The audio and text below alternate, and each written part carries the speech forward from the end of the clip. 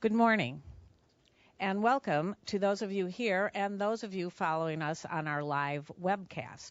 This panel on military and the media is a highlight of the fall events being sponsored by the Medill National Security Journalism Initiative. I'm Ellen Shearer, co-director of the initiative and director of the Medill Washington program, which is part of Northwestern University.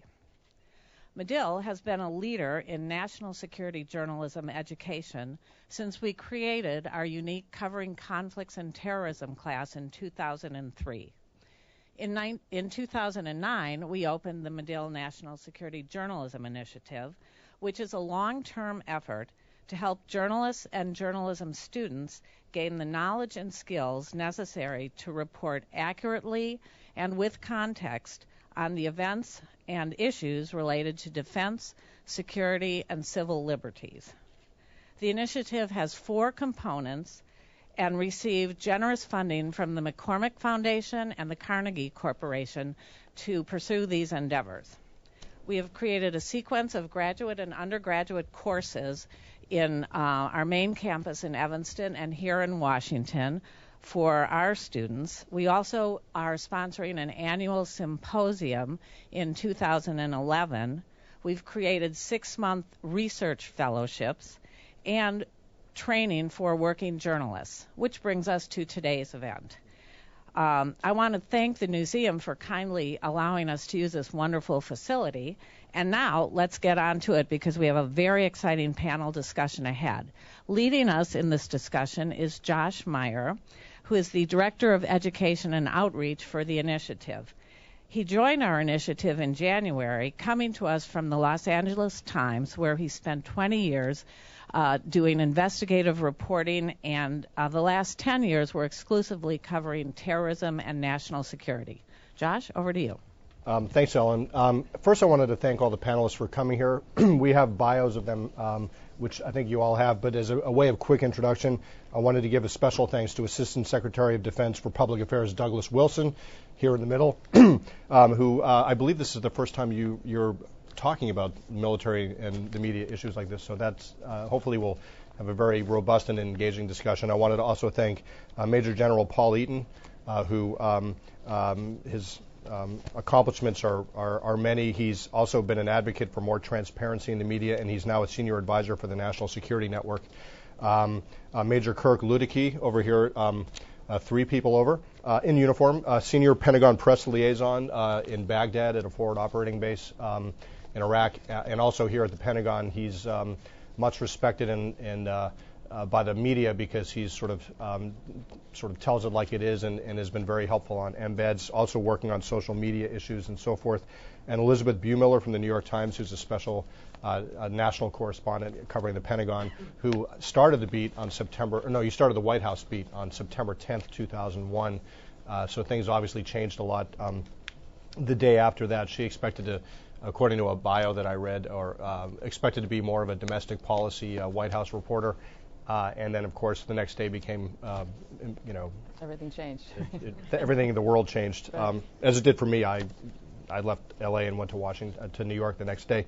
I wanted to keep my remarks short because even though we have 2 hours, I think that we want to hear from the audience and we want to hear you talk. But I wanted to touch on a couple of issues.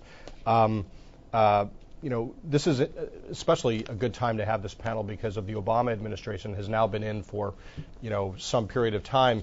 And even though the Secretary of Defense is the same as it was in the last years of the Bush administration, there's a lot of new faces in the Pentagon and in the military. Obviously, Secretary Wilson is one of them. And the Obama administration has said repeatedly that it wants to inject a lot of transparency into government in all facets of it. That includes the military. I think the military has been trying to do more of that in getting people to the front lines to report. It's also been trying to do more social media in terms of blogging and Facebook and so forth, which is a very complicated subject, which I hope we'll touch on today. There's also there's other issues as well that we want to talk about. Guantanamo I know that there were 4 reporters who this became somewhat of a controversy, were allegedly kicked out, and then there was a sort of a discussion over what happened and a resolution to that. So that's, I think, something we want to talk about. I think we want to talk about the rules of background. I think despite the administration's efforts to make everything more transparent, there's still an institutional resistance in Washington to having people give backgrounders and have their full names be used. So we can talk about that. That's sort of part of the culture that I think you guys are working on, but it's still tough.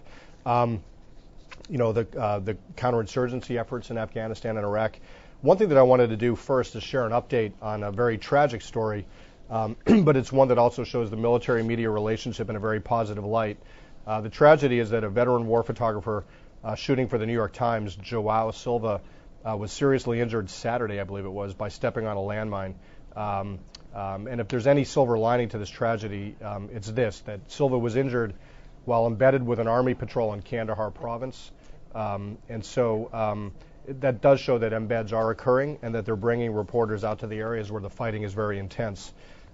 It also, that case shows that Silva was not only treated very deftly and quickly by medics on the ground there, but he was medevac to Bagram Air Base airfield and then to Ramstein Air Base in Germany, and then ultimately he's on his way to Walter Reed Medical Center. So I'm told that that high-ranking officials in the Pentagon were instrumental in making sure that he got the best medical care. On a broader level, General Petraeus, another holdover from the Bush administration and a career Army person, his COIN manual describes the need to work with the media, allowing the media to embed with troops for weeks rather than days so they can better understand the situation and the mission. In July, as we all know now, after a Rolling Stone article by Michael Hastings led to General Stanley McChrystal's being replaced as a wartime commander in Afghanistan, the Pentagon issued new media guidelines that it said were in the works for some time, that they said would basically just make sure that the rules were followed and that they had gotten sort of sloppy over time, and that they would just make sure that things were done according to process.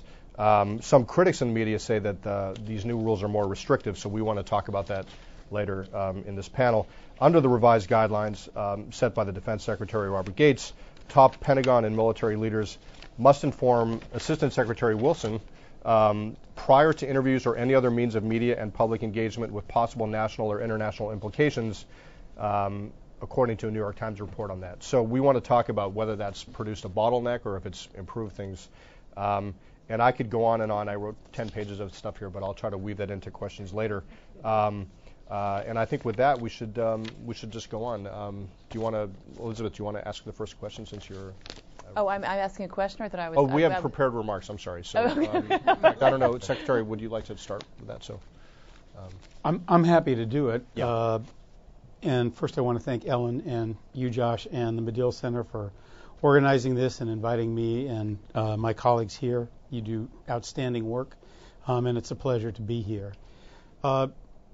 Your introduction, Josh, gave a number of issues with which I have had to deal in the less than a year that I have been heading the department's Office of Public Communications.